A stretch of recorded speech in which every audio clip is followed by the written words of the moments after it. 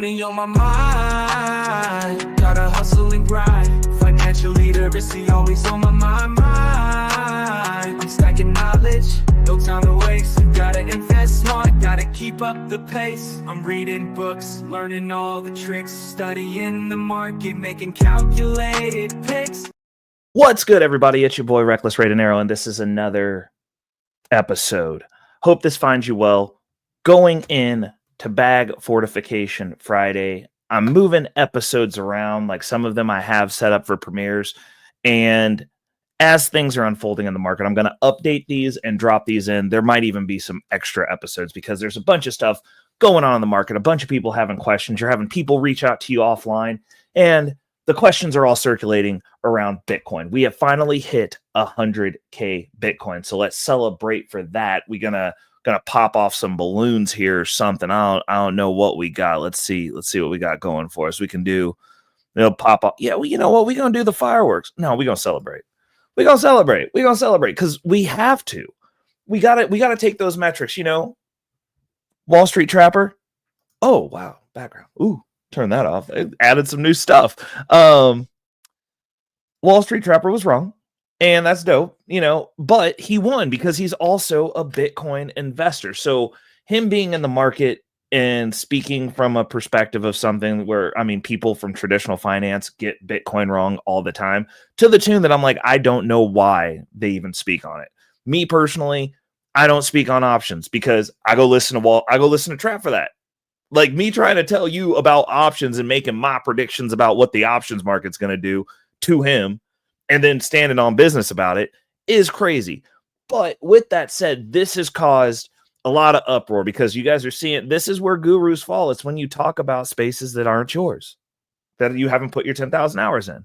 You haven't been here 11 years, but you're going to argue on little brother people to keep from having to lose money. But anytime you want to make an actual bet in crypto, we can put that on the blockchain. I'm down for it. So go ahead and make another prediction, please, sir. And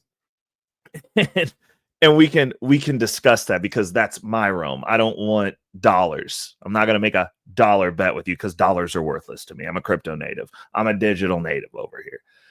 But as we're coming into this bull run, this parabolic run up in the price of Bitcoin, we have broke a mental barrier. I remember when we broke $10,000 because I was here again, my lane.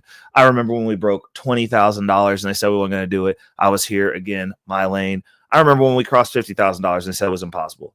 I remember, my lane. This is going to be a big deal. And one of the things that we have to talk about, and one of the reasons that I'm doing it in a general episode and not just in a crypto portfolio updates episode, is because it's that important. This is now bleeding over into everything.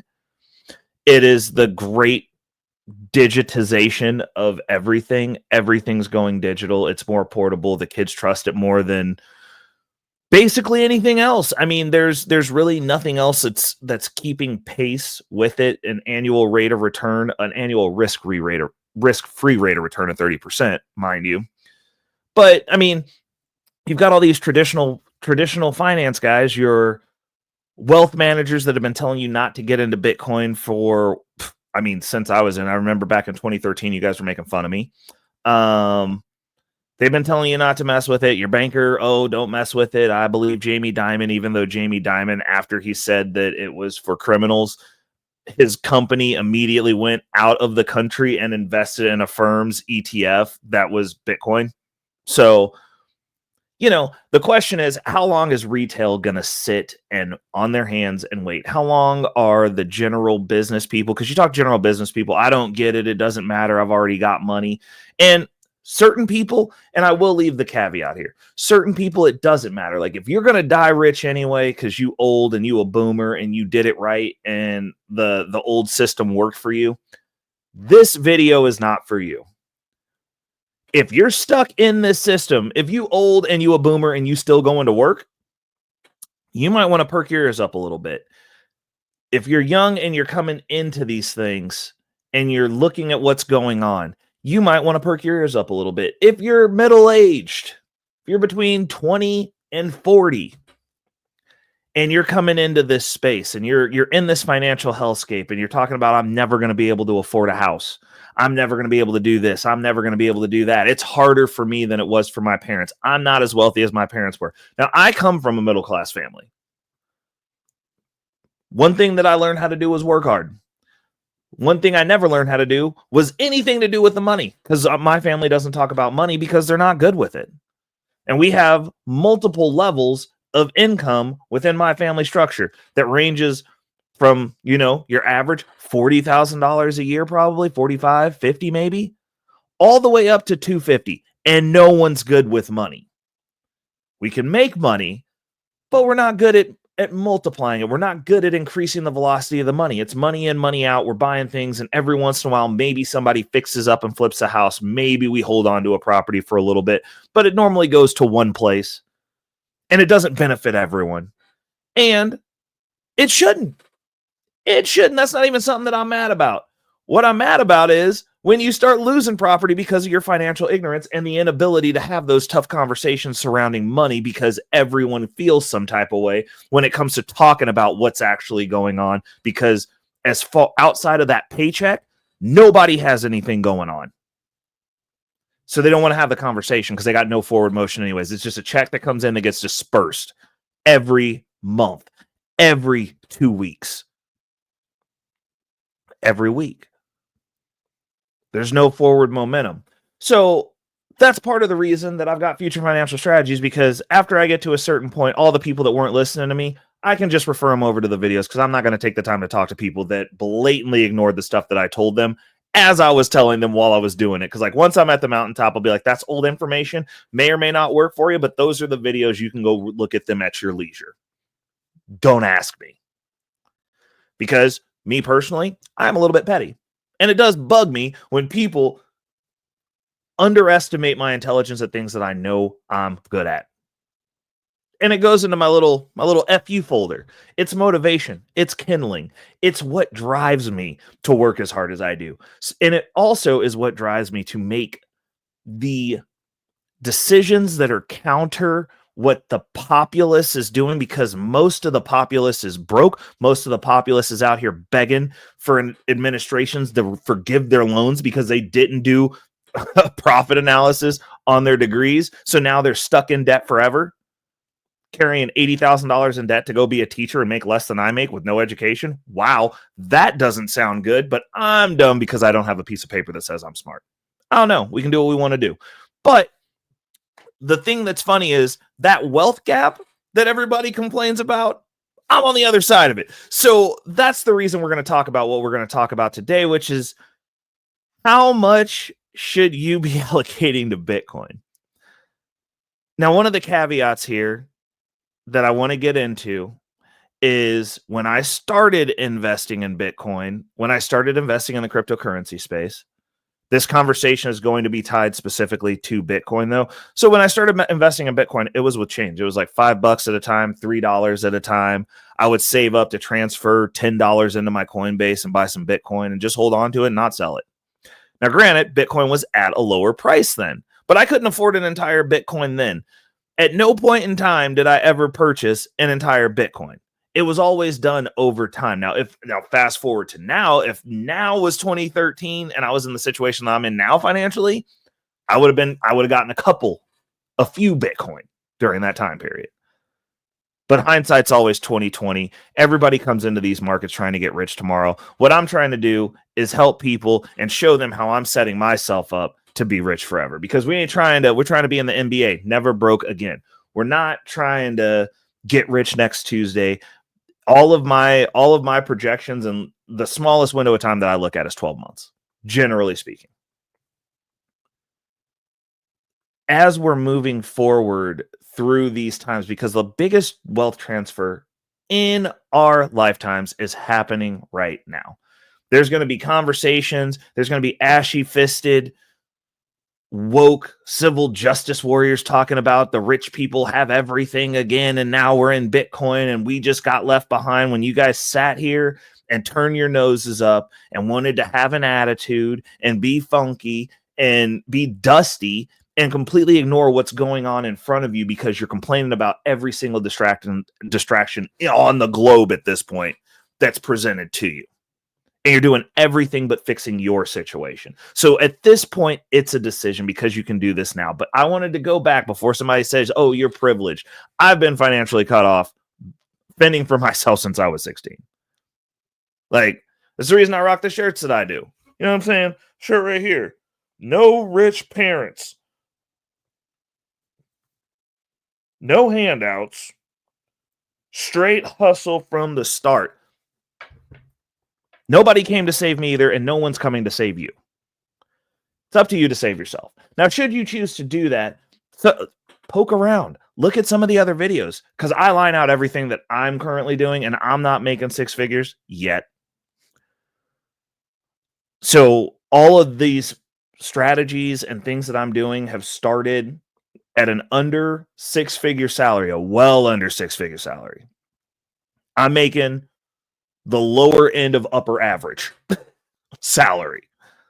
Like, actually, I'd say the lower end of what used to be the middle class. The part of the populace that's actively getting routed out right now, like, that's where my salary is. Like, I'm the old middle class, which is now more like, according to the gurus, I'm not even supposed to exist. Like, I'm not supposed to be able to live.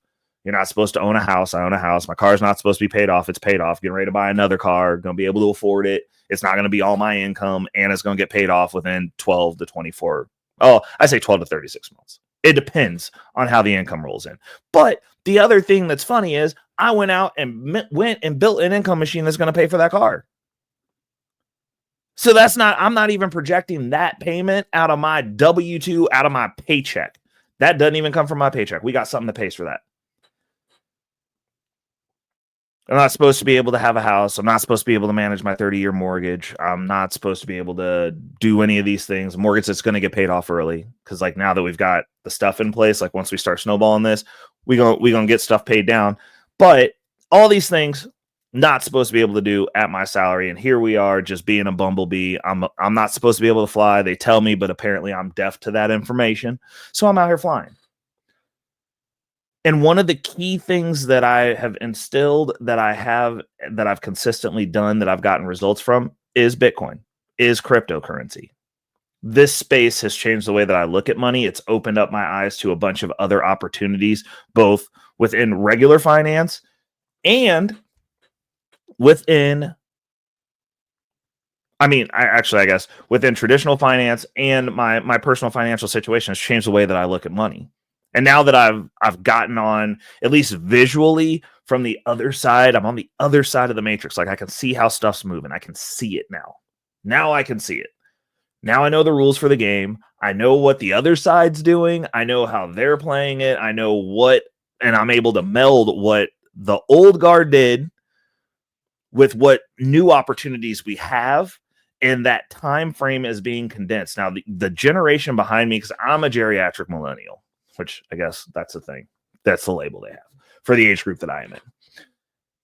Under me, the young baby millennials and the Gen Alphas and all whatever labels they're getting below that, their time frame for how they look at money is getting rapidly condensed because they are fully immersed. I remember when the internet started. I was there. They're fully steeped into it. They're fully locked in on crypto. So their time frames on wealth are condensed. My time frame on wealth is condensed because I got the memo, I got the assignment, and I acted upon it. And I've consistently acted upon it since 2013 when I got into the space. And I've seen the results. And one of the things that I would say is, like, as far as boom and bust goes, while I am willing to ride the waves, I use every single bull run to metrically change my financial trajectory. Every single one. I've done something that's moved the needle in order of magnitude ahead than what any of the traditional finance guys were recommending. Like, I believe in carrying debt. I haven't cashed out all my assets to pay off the debt that I have. I'm not going to do that. It's not going to happen. We're going to do it by creating income so that way, after the debt's paid off, I still have income coming in. Like, we're going to go ahead and just make an income flow. And we're going to utilize that to make the moves that we want to make and do the things that we need to do. And then we're capitalizing on this bull run that we're in to supercharge that. So first thing we're going to do is we're going to jump in and we're going to hear what the pros got to say. I got a couple of things that I want to show. So I'm going to go ahead and bring Miss Woods up to the stage. For those of you who are not watching, we are referencing, and if you pull up the video, I'm going to have these links down there for you in the reference section. We are referencing Yahoo Finance.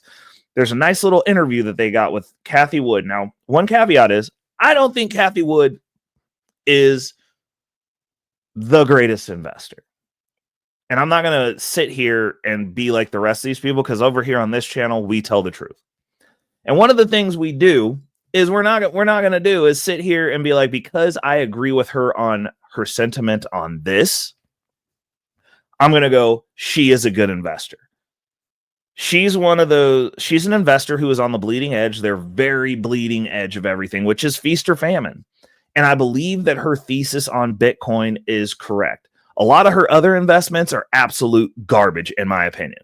I don't view her as a good investor. I think overall, personally, I'm a better investor than Cathie Woods because I'm consistently winning because like I found the thing that worked and I just do that.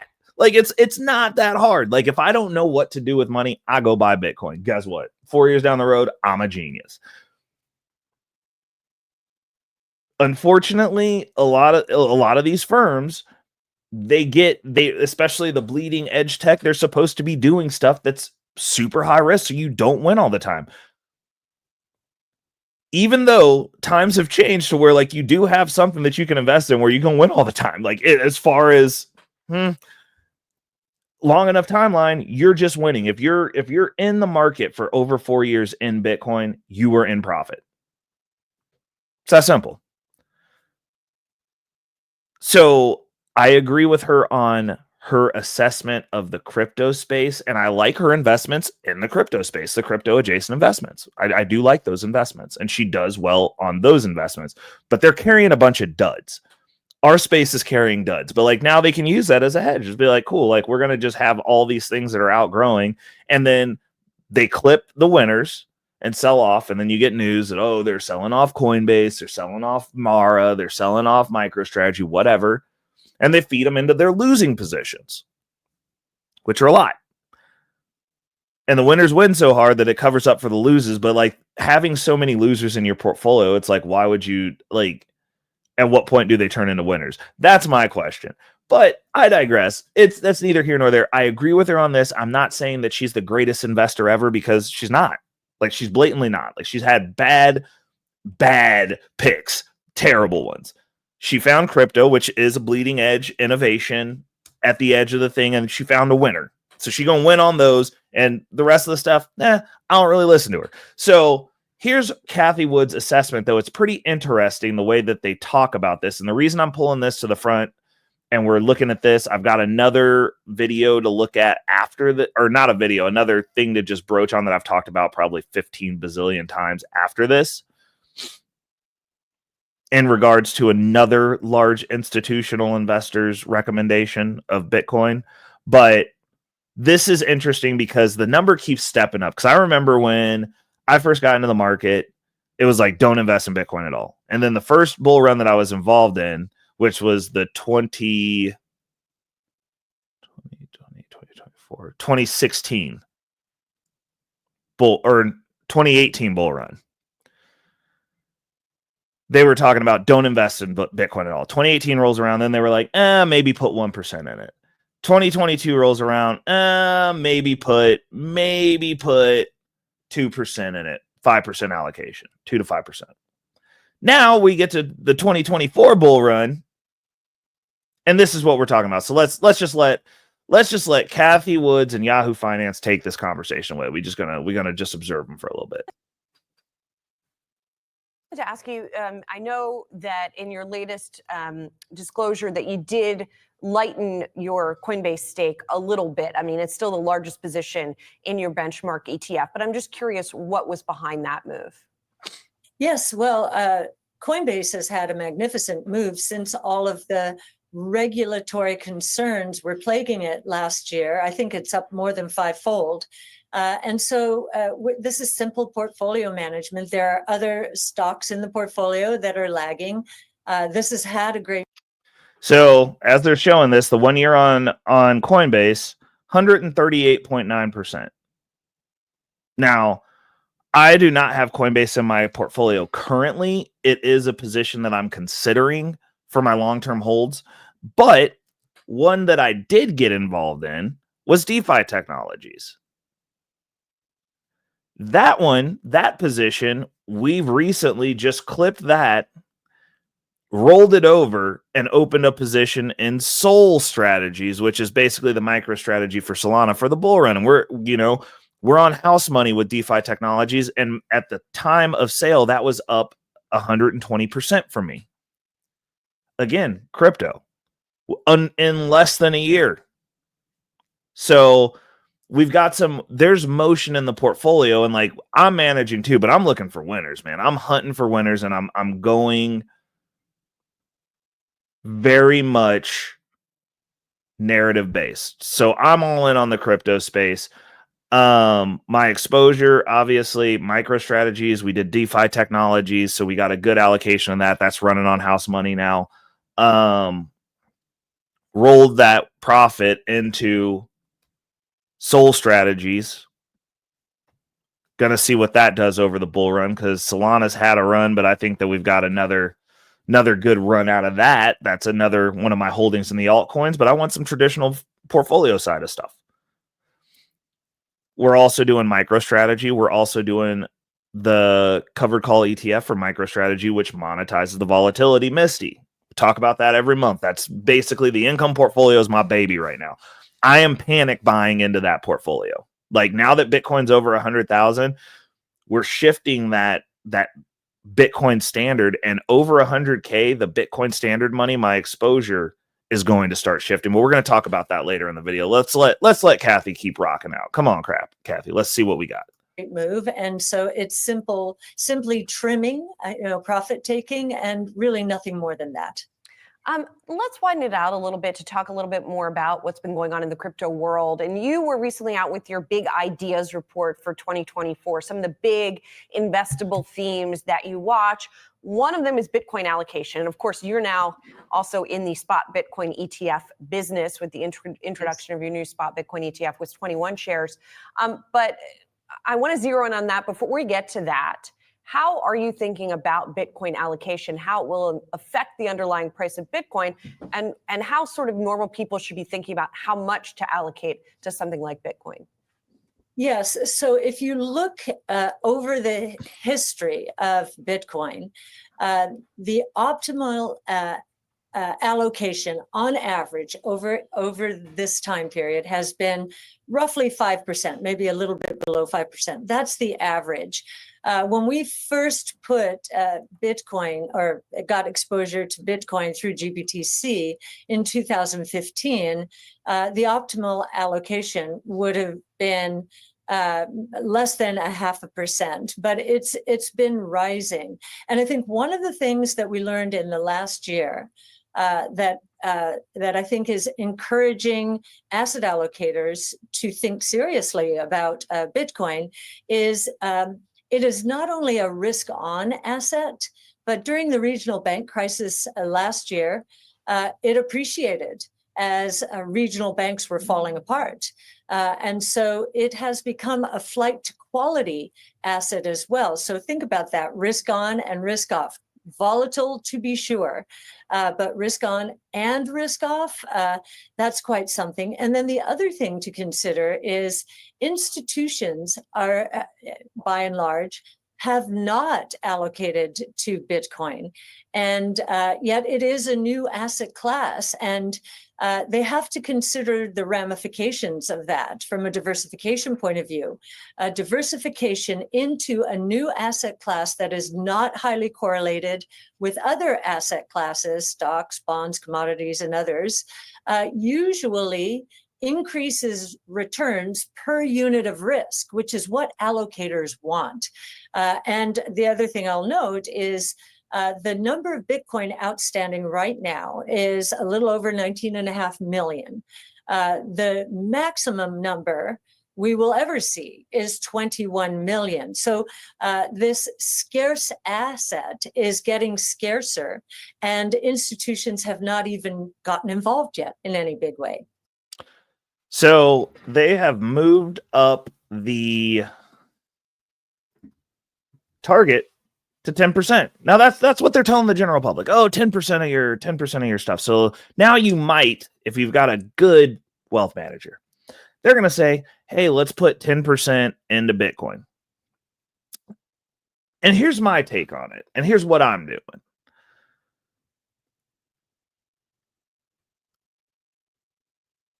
Well, we're gonna go in order, because I got an order for this. I actually thought this out.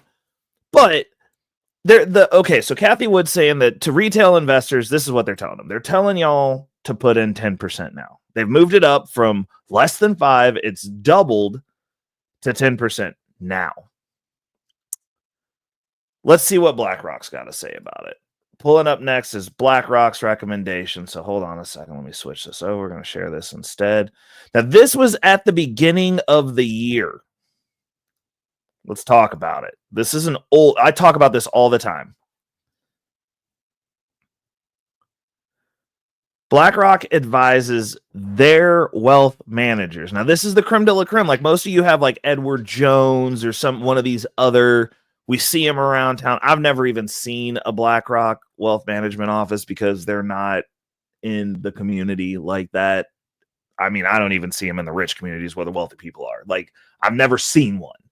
So, but I see Edward Jones, and they're around all the time. Ameriprise, like all of these knick-knack, paddywhack, give a dog a bone. We're going to set you up on some plan so we can extort you via fees. And the only reason you should be doing this is if you're trying to shelter yourself from additional tax burden. And you're just trying to shield as much money as possible, which I do. That does make sense. Then let them extort their fees, whatever. It's pre-tax money. It lowers your taxable income, whatever. But for the vast majority of people, like, they're actually relying on that. And we're seeing that these boomers are having to go work as door greeters at Walmart. Then you got him out there peepaws stocking shelves when he should be in his golden years because he doesn't have enough money to stay at home. Because that system and that promise doesn't work, nor did the person who invent the 401k expect it to work in place of a pension or in place of Social Security. It was supposed to be an addition to, not you're reliant on. But I digress. Now we're seeing the results of that. People are understanding that they're going to probably be working forever if they keep doing what they're doing. So we get to BlackRock's recommendation from the beginning of the year. The BlackRock recommendation for their internal people at the beginning of the year and their investors said that every risk on portfolio should have an 84.9% allocation to Bitcoin. 84.9%. You see the discrepancy to what they're telling Main Street versus what they're telling the people on Wall Street that are the 1% that this wasn't invented for? It's a big difference. You're out here talking about playing with 10% on your nothing money, and they're saying that everybody who's got any type of time limit that's rich should be 84% gung-ho, do everything, and then everything else that's left, the other, 15.1%, you can put that in some other weird, goofy stuff. But they're telling you, Main Street guy that's going to work every day, that needs the growth that Bitcoin's going to provide, to put 10% in it. Again, we got to tell the truth. The name of the game here is to keep you working, to keep you reliant on whoever signs your check. The name of the game over here in the Wolf Pack is to make it so that you get to be in control of your time, you are in control of your finances, and you don't necessarily need to rely on that signature. Shore your own home up. No one is coming to save you. It's not the person who signs your checks' responsibility to take care of you. If you can't hunt for yourself, best of luck to you, because at minimum, everybody at this juncture in the current financial state that we're in, the financial hellscape we found ourselves in 2024, going into 2025, at minimum, you better be good at asset allocation yourself. The dude at Edward Jones ain't going to help you. He's feeing you to death, and he's probably not even beating the S&P 500, which is it's not even a marker that we use anymore. I base everything on the 30% annual rate of return. If I'm not over 30%, I'm kind of looking sideways at my portfolio, to be honest, because I could have just bought Bitcoin, which is why my portfolio is very Bitcoin focused. I'm like, at this point, I'm like, I don't know what's going to outperform this every year for 30%. So I want things that are adjacent, things that give me a little bit of extra leverage. All Bitcoin all the time. That's my play. Why? Because since 2013, when everybody's been telling me that I'm stupid, this isn't going to work. Oh, you don't want to do that. You're going to lose all your money. I need you to keep working for me indefinitely. Guess what? I've gotten further and further and further and further away from having to show up to any job, period. My financial situation is improving every year, and we're tracking it. We do the financial updates every month. Killing it. I've been tracking this since I started. Before I started in Bitcoin, I started tracking my finances every month. And the moves that I was making up pre that, and I haven't gotten that many, like my income has not increased. I did not go the route of, go get more income. I went, okay. Well, actually, I had 3 years where I did. I picked up a second job. I was Ubering. And, every once in a while, pick up a little bit of side business here and there to get a little bit extra cash. But outside of that, like, I did not go, I got to go get into a job where I'm going to work umpteen hours and like maybe get 2 jobs working remote at home and just work myself to death. And hopefully, man, when I get to 65, something pans out. Like, no. I took all the money that I made Ubering. I was working on debt and investing. I built the products that I was going to need, had a bull run that went really well, did a leverage play on that, paid back that loan, converted all my real debt into digital debt, and then used digital money to pay it back. Cleared my debt. Also got a down payment. Part of my down payment on my house came out of Bitcoin. Worst decision I ever personally made. I should have went and just Ubered to get that money, because like selling off that Bitcoin did not feel good, but it secured my payment every month. Now I know, and like it's not going up hundreds of dollars every renewal of the lease or midway through the year multiple times because the property keeps getting sold. I'm in control of that now. Like I've got a place where is mine. Like the only thing I got to worry about is taxes going up, and taxes aren't going up. They're not ballooning up like that. Next thing we did, kept investing, kept going, kept getting that Bitcoin up, hit our goal on Bitcoin, broke getting a whole Bitcoin at us finally. Took a long time. But as we're rolling through and doing these things, it's like you're consistently working and moving towards these positions and building it up. And I'm seeing what happens having most of my net worth tied to Bitcoin. Like, yeah, sometimes it goes down. Like when Bitcoin goes down, my net worth just gets body shotted, drops. But also, it's not the rent money. I pay for everything in dollars, not Bitcoin. I don't cash out Bitcoin to pay my mortgage, to pay the rent, to pay anything, to pay the car payment. I don't have a car payment anymore. Another thing that Bitcoin took care of. So I'm seeing the results of being overly involved in Bitcoin. Like, yeah, you could lose everything, but I'm like, at this point, I know how to make money. Like, I know how money works. Not only that, I've got my traditional finance portfolio that I've got in front of Bitcoin. So we're actually, which is funny, the work optional and the retirement is coming out of those portfolios. That's not even touching the Bitcoin. That's not touching the crypto yet. We're not even at a state to where I need to look at that. I look at my crypto portfolio and my Bitcoin holdings the way that people look at their 401k, because I'm outperforming your 401k. I probably have more wealth in crypto than you have in most of your 401ks, because I've seen what some of these people who make a lot of money that aren't financially literate have in their 401ks, and it's the bare minimum. You sitting on 6 figures, I'm sitting on 6 figures. We looking at each other. I'm like, how are we doing the same thing? And like, mine's growing way faster than yours is. Like, how does this work?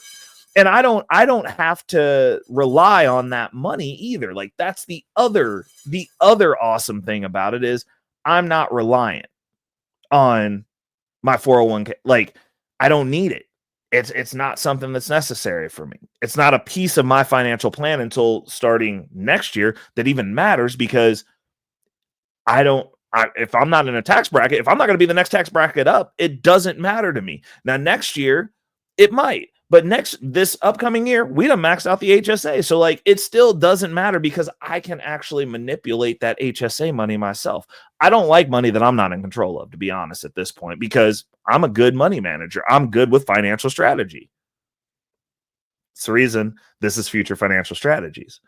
But, BlackRock's telling their clients, you should have 84.9%. That's what the rich people are doing. Like, rich people are head over heels, and people are acting like that's not the case. Like, people know where the ball's going. So that brings me to the next topic. We're going to pull this off the screen. Why Bitcoin? And the answer to that is very simple. We're going to breeze through these last parts. Why Bitcoin, for me, is a simple math equation. When people talk about all these other strategies, all this, all this, that, and I'm like, is it risk-free 30% a year on average, annual rate of return? Risk-free. And if the answer is no, then I'm like, nah, that's not better. That's not better. It's being involved with Bitcoin and seeing the growth that you get off Bitcoin will change your perspective of how you look at everything. I don't even look at the S&P 500. I don't care how it's doing. Beating the market is nothing to me, because everything that I'm heavily involved in, like all the stuff that I'm loading the boat on, is tied to Bitcoin. So I know I'm going to beat the market. So if the risk-free return on Bitcoin is 30% annual rate of return risk-free, and then the next step in line behind that is MicroStrategy, which gives you 1.5x leverage on that. So, okay, so like now we're up to a 45% return on my funds that are in MicroStrategy. And then if I go up, I want to go up another one, I can go 2 to 5x leverage and get into MSTX. That's the next one up. And if I'm up there now, like, okay, so now Bitcoin's doing 30, that's 60. That's me adding risk on top of the Bitcoin. Fine. I'll take it. Buying those indefinitely. They're part of my Bitcoin standard. We'll hold on to those because the sale, the first things that I got to clip up if I'm going to go cash out some Bitcoin, I have that cash that's accessible in my traditional financial portfolio, so I don't have to touch the actual Bitcoin itself. The actual Bitcoin itself can just do its job. Which brings us to our next piece, which is how much Bitcoin is enough. Now, this one is very subjective. Very subjective. If you're just getting started, to make it easy with round numbers, 10% is good for somebody who's just starting out, so that you can experience. And I'd say I would do 10% of all income. Like me personally, my Bitcoin standard, everybody knows, is 5 to 10% of all income. That's not including my actively traded portfolio. That's not including anything that extra that I'm putting into the market to continue to buy positions. 5 to 10%, or 5 to 20% actually, depending on where it's coming from. Also, depending on if I have debt out or not. Like once I clear this debt up, we're kicking up. It's going to be 10 to 20, maybe 25%, because I don't have anything else to do with the money. And to be honest, if I don't know what to do with the money, I just buy Bitcoin. Like if I can't think of something better to do, I'll just buy Bitcoin. Now, as we're building out the income portfolio, a lot of that is Bitcoin related as well. A lot of my traditional financial portfolio is Bitcoin or crypto adjacent. I've only got one position right now, or actually two. I've got my income generating position within the income portfolio, which is a slow roller. It's just a little position that's in there that's building up slowly. I'm letting it drip. It's just compounding in and of itself. And whenever I deposit some money, normally if there's anything left over, if there's any change, I'll buy another share of that. So I just recently switched that over. We'll be talking about it in crypto portfolio updates. We actually talked about it. I switched it back over to I switched it over to YMAX. Like I like that position. As far as for like a drip position, and then eventually it'll get to probably once it gets to where I'm getting $100 a week out of it, then I'll start releasing the hounds and start using that to buy positions. But in the income portfolio, we're up over $3,000 a month right now. If it holds, and like we're in a bull run, stuff's going well, the positions are doing what they do. So over the bull run, I'm expecting it to be that, but also during that process, I'm trying to get as many of those positions solidified as I can. So we're looking at a target of 1,000 shares of Misty, 1,000 shares of NVIDIA, 1,000 shares of Coney, and then 1,000 shares of Misty, NVIDIA, Coney, and then 1,000 shares of Tesla. And once we get to that, that should be roughly $1,000 a week coming in. That'll put us at like on a bad, because like that's basing that everything's around $1. Right now, Misty is producing above $3. We're at like $4 a payout for the last 2 months. Everybody keeps saying, don't expect it. Don't expect it to stay. And I'm like, okay, well, like that's fine. But like over the bull run, like if stuff's going up, it's a covered call. So they should be hitting all the calls. So why wouldn't you expect that? On average, that one specifically is $2. And I'm basing these assumptions on it being $1,000. So like then you're at a fluctuating, you're around $4,000 once the portfolio, that core nugget of portfolio is set up the way that it needs to be set up. That's the core. So how much Bitcoin is enough? I mean, it depends on how you're getting the exposure. Now we're going to move on to ways to gain exposure. That's the last topic for the day. Now, how do I gain exposure to Bitcoin? One, I buy Bitcoin. Now, I am not an advocate of the Bitcoin ETFs. I think it's dumb. I honestly do. The Bitcoin ETFs are so that the traditional finance people can get into the space, so that they can have exposure because they're too lazy to figure out how to set up and own their own, have their wallets, hold their private keys, and do all that stuff, which is fine. It's also for boomers and old people, or people who are just, I don't know. Like, I honestly think if you're too inept to hold Bitcoin, you don't deserve it. That's my own personal opinion. I'm like, hey, dinosaurs and the new age. Like, if you're not out of the cave, you just don't get to see the sunlight, and you can be scared of shadows. Like, it's fine. But, you know, we got to make money off everything. And those people who are still indoctrinated into that system are going to use that system. So whatever works for me. But I prefer, if I'm going to hold Bitcoin, I will hold Bitcoin. So that's my main way of getting exposure to Bitcoin, is just to buy Bitcoin. I've been buying Bitcoin since 2013. Like I'm fine with holding my own Bitcoin. I'm fine with my Bitcoin being offline. I'm fine with having my Bitcoin in my ledger. I'm fine with being able to pack up and leave. That's the main reason, is like, if your Bitcoin is not in your cold storage wallet, or even a hot wallet, anything that you have the private keys to, then it's not really yours, which means that like for whatever reason, they just want to reach out and take everybody's Bitcoin, and all you have is Bitcoin ETF, it's very easy for the traditional financial industry to just lock your funds up. Now you don't have access to that money. Now you don't have access to that asset, and they can tell you, and they dictate the terms on how that works. If your Bitcoin is on an exchange and the exchange fails, this has happened to me personally. Something happens, that exchange becomes insolvent. Those Bitcoin aren't yours. And then again, you're at their behest on what you get paid back. You might not even get paid back everything that you had in there. They'll just give you some of it to go away after years of you waiting and not thinking you were going to get it back, because you'll take it. And the other thing that I noticed through that experience is the more you have on there, the less you get back. Just so you know. And I'm not trying to speak death on any of these exchanges. I think Coinbase is super safe. I also believe that Gemini is super safe.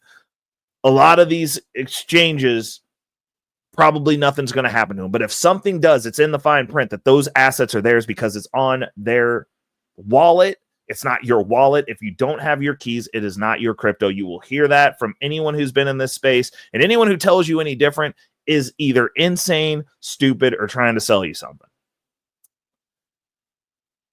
So I'm not an advocate for the Bitcoin ETF. So what am I an advocate for? I'm an advocate for Bitcoin adjacent companies. Bitcoin companies are going to be the wave of the future. Bitcoin companies are going to be the best performers moving forward, in my personal opinion. That's not financial advice, but that's where my personal money is, and that's the way that I am investing. That is my first and foremost priority position, is in any portfolio. It's crypto, the majority holding Bitcoin. Hands down, no questions asked. Traditional finance, Bitcoin adjacent, everything. So specific companies that we can name out, we got Coinbase, Coin. That's a good one. MicroStrategy is my personal favorite because they are just a focused core Bitcoin company. Marathon, they're starting to do a Bitcoin reserve within that company as well. That company also generates money within the space. So I am looking at acquiring some of that now that they're making the same shifts that MicroStrategy has made, because they do have income generation because they are a Bitcoin miner. They're ingrained in the network. They're the nuts and bolts. Like they're generating money from within the space. I love that. DeFi Technologies is another one that I like. Shout outs to Anthony Pompliano. He's the one who kind of put that on my radar. I did some looking, followed him into that play. Also, shout out to him for Soul Strategy. Not Bitcoin related, but also Anthony Pompliano put it out there. The thing that sucks is when he tells people now, the darn thing pumps. So like I got in at a much worse position, but like since Solana is the largest holding in my active portfolio for this year, I'm like, I'll throw that in there. I don't have, it's not a part of the Bitcoin strategy, but you know, still. And then MSTX added leverage on MicroStrategy. So that's another one that's just it's a sit and hold. It's a growth position. It sits in the long-term portfolio. And yeah, I'm here for it because two reasons. One, it's an additional leverage, but after I grind my way to this 10 shares of MicroStrategy that I wish I would have bought faster now because the price keeps going up, I'm going to follow that up with 10 to 20 shares of the MSTX. And then as that MXTX cycles up, I'll start cutting that over into just straight MicroStrategy. Like that's going to be one of the plays there too, because you get that additional leverage, get it to the underlying asset, or I could use it to buy another position like a Marathon Digital. That could be another one because that is probably once we see how that plays out and how that works for the company, if they can replicate what MicroStrategy did with the mining aspect, so there's actually some income coming in that's also Bitcoin related. That might be a part of my Bitcoin standard as well, because it's Bitcoin straight through. It's Bitcoin company, mining company. They solidify the Bitcoin network. They make income that way. And then they also are starting to do the loans and the bonds to buy additional Bitcoin to have on the balance sheet. I'm with it. Like I think that's going to be great. Then generating income on the volatility of MicroStrategy and their Bitcoin strategy. MSTY over with YieldMax. That's where the income comes from. Now, everything in my income portfolio, that is the landing page until we get to 1,000 shares. Actually, we'll probably run it up to 1,200 shares because I want to have some to where, because that position actually grows. I get growth off that. So, 2025, when we get to the blow off top, and that thing is spilling over with wealth, I'll probably cash out 200 shares so that I end up back down to my baseline of 1,000 and redistribute that within the portfolios as I see fit and, take a little profit. But those are the ways that I am gaining exposure to Bitcoin. I'm overexposed. I'm off the rocker on Bitcoin. Bitcoin is the majority of my net worth. And even as I was building out these portfolios, it just didn't make sense to me to buy anything else. Like it's hard for me when I'm looking at investments because I'm like, this isn't going to outperform Bitcoin or even perform as well, most likely. And then you go, well, it's because I'm trying to force myself to invest against my personal narrative. I believe that Bitcoin's going to $1 million, and I'm pretty much basing everything off of that. And the income that's generated, I'm buying, my hedges are buying property and figuring out other investments and like maybe starting up a business after I get to the point to where it's no longer fortuitous for me to go into my current job, which technically speaking should be in about 36 months. And again, all of this stemmed from Bitcoin.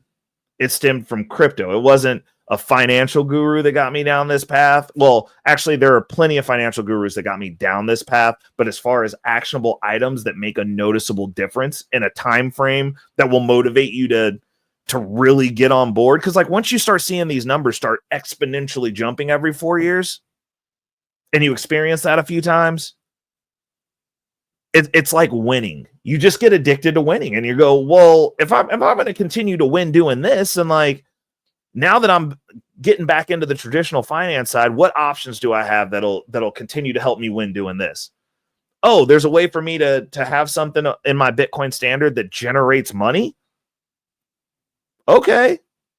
And we're gonna do some breakdowns. Like I'm gonna do a breakdown on how I bust down those dividend bags when I get that mailbox money every month.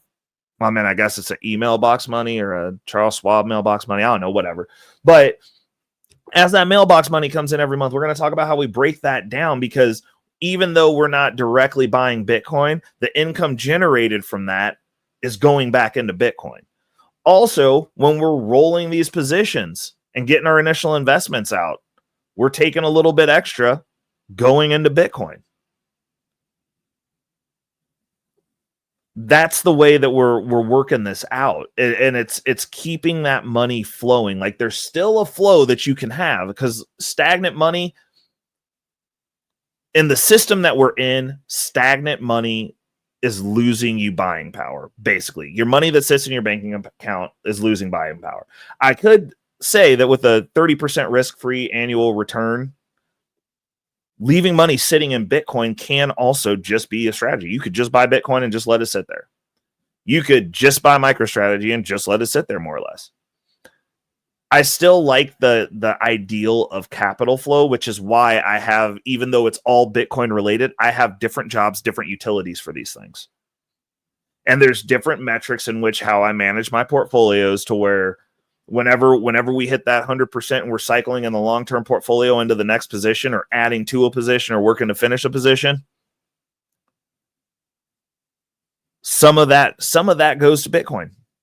Like there's no reason not to. Like all roads lead to Rome for me. It's like, okay, even if we're over 100K and I don't want to buy necessarily direct Bitcoin at 100K,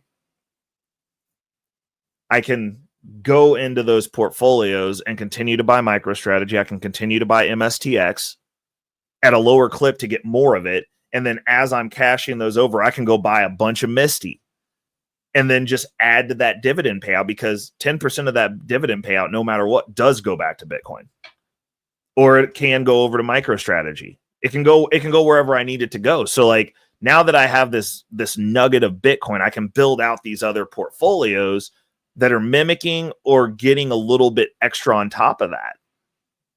And it's as you get into the strategy, it's like, cool, I want to cut down on Bitcoin, buying Bitcoin directly at 100K for right now. Okay, well, then we'll buy MicroStrategy because it's less expensive. Or if I want to split it and go 50-50, I can just start building that MSTX position and do that. Right now, we're doing both. We're taking the 10% that is supposed to go into Bitcoin, and we're taking that out, sending it over to go buy Bitcoin. And I might keep a little bit of cash in the hopper over in Cash App for when we dip below 100K. That's what I did with this last payment. Like I just kept building it up, and then it went over 100K, and I was like, well, we'll see what it does on payday. Like if it's on payday when I put that last bit of money in there, if it's below 100, we're just going to make a bigger buy. And I might just keep 500 just sitting over there for those dips and just be like, cool. Like if we come back down, and as we scale up, once we get to like maybe 120, then the dip is, hey, when it comes back down to under 110, we do a bigger buy. And we just save up money until then and just cap it at $500. And then everything over that, throw it over in MSTX. Or we 50-50 split what that's supposed to be. And it could be 50% goes direct into Bitcoin, and we just put it in that cash pool if it's not at a price that we want to buy at. And then we take another 50% and put that over and just buy MSTX, stack it up until we get enough to buy an MSTR share. because I'm trying to get to that 10. So like we might just be bum rushing them 10 shares of stocks, to be honest. Like I might just buy two shares depending on what the payout is and what my dividends are supposed to be. But yeah, that's what we're going to do. I hope you guys got value. Obviously, I forgot to bombard you with the don't forget to like and share and all that good stuff at the beginning of the video. But if you made it this far in the video and you got value out of this, definitely make sure to hit me with that like. If you've been here more than 2 times, hit me with that subscribe. Join the wolf pack. Converse with me. Be over here because we're getting ready to start bringing back the live streams. And they are going to be phenomenal over on my main page because that's where we're going to do all the spicy stuff. And yeah, it's go time. Like we're here. We have arrived. I'm moving videos around and making emergency updates that I'm having to move in slot of other things. So hit me up down in the comments. Let me know. Do you guys have exposure to Bitcoin? Are you buying Bitcoin? I understand that there's quite a few of you over here, quite a few of my peoples over here that are very much so jumping in headfirst or in the crypto space. But I want you to make sure that you're keeping the majority of that portfolio should be Bitcoin. Maybe add Ethereum if Bitcoin's too expensive for you, but you should have some guaranteed wins while you're playing the game. Otherwise, high probability you're going to leave with nothing or not what you should, because the riskier stuff is going to go down. Like it's going to crash because institutional money is not going to prop that up. It's going to be propping up. Best case scenario, it's going to prop up Bitcoin and Ethereum, and maybe as we're looking at whatever you see that gets an actual ETF or has something tied to it that's publicly traded. Those things like Solana might have something going for it now that it has a whole company that's doing what MicroStrategy did with Bitcoin, that's doing it with that. That could affect that. But we'll see. So this has been another episode. Thank you for tuning in. I'm your host, Reckless Ray Dinero, the channel's Future Financial Strategies. Thank you for rocking out with us. Hit me down in the comments. Until next week, people. Money on my mind. Yeah. Focus, got no time for games. Nah.